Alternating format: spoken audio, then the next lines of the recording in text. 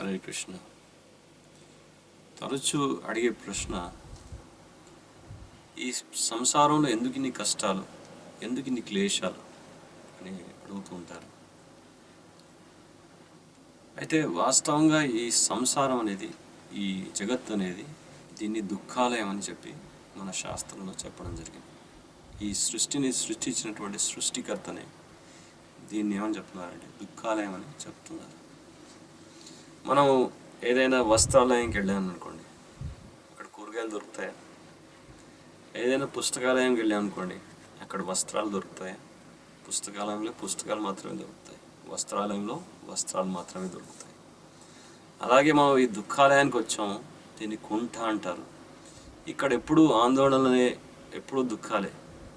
So ఇక్కడ సుఖం గురించి ప్రయత్నం చేయడం అనేది అజ్ఞానం. మరి ఈ సుఖం అనేటువంటి అనుభూతి మనకు కలుగుతుంది కదా అండి, కొంతమంది ప్రశ్నించవచ్చు. ఈ సుఖం అనేటువంటి అనుభూతి కూడా ఎలా ఉంటుందంటే, పూర్వం ఏం చేసేవారంటే, ఎవరైనా ఒక దుండగుడు కానీ, ఒక దొంగ కానీ, ఏదైనా అరాచకం తప్పు చేసినటువంటి వాడిని పూర్వం రాజులు ఏ విధంగా శిక్షించారు వారంటే, వారిని ఒక నదీ తీరానికి తీసుకెళ్ళి వారి మెడని గట్టిగా పట్టుకొని బిగించి నీటిలో ముంచేవారు. సో వారు ఎప్పుడైతే ఊపిరాడక సతమతం అవుతుంటారో అప్పుడు వారిని మళ్ళీ బయటికి లాగేవారు.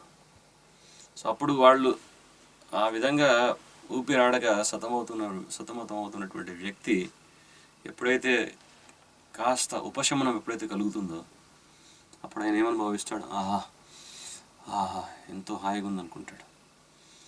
సో వాస్తవంగా మన పరిస్థితి కూడా ఇంతే. ఈ భౌతిక జగత్తులో ఎప్పుడు కూడా దుఃఖాలే. కానీ ఎప్పుడైతే ఆ దుఃఖం నుంచి కాస్త ఉపశమనం మనకి ఎప్పుడైతే కలుగుతుందో దాన్ని మనం సుఖంగా భావిస్తాం. ఈ సంసారాన్ని ఒక సాగరంతో పోల్చారు.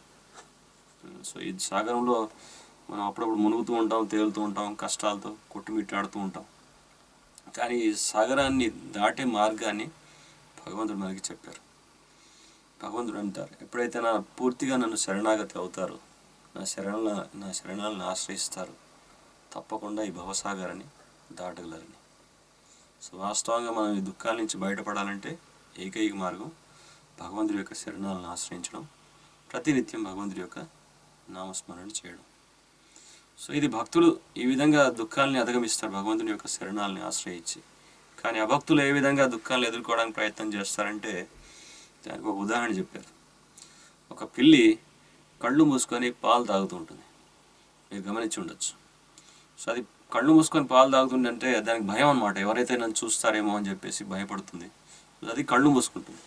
సో అది కళ్ళు మూసుకున్నంత మాత్రాన మిగతా వారు చూడలేరు, దాన్ని చూడగలుగుతారు.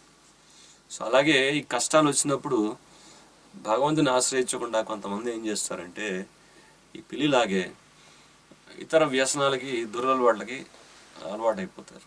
మద్యం సేవించడం, మద్యపానం ఇవన్నీ సేవిస్తూ కష్టాలని మర్చిపోదాం అనుకుంటారు. కానీ పిల్లి ఏదో విధంగా అయితే కళ్ళు మూసుకుంటుందో, అలా తప్పించుకుందాం అనుకుంటుందో, వీళ్ళు చేసేది కూడా అంతే. సో ఈ విధంగా చేయడం వల్ల కష్టాలు ఇంకా పెంచుకున్న వాళ్ళే అవుతారు, కానీ కష్టాలు తగ్గించుకునేవారు కాదు. సో సమస్త కష్టాల నుంచి మనం బయటపడాలంటే ఏకైక మార్గం పూర్తిగా భగవంతుని యొక్క శరణాలని ఆశ్రయించడం. హరే కృష్ణ.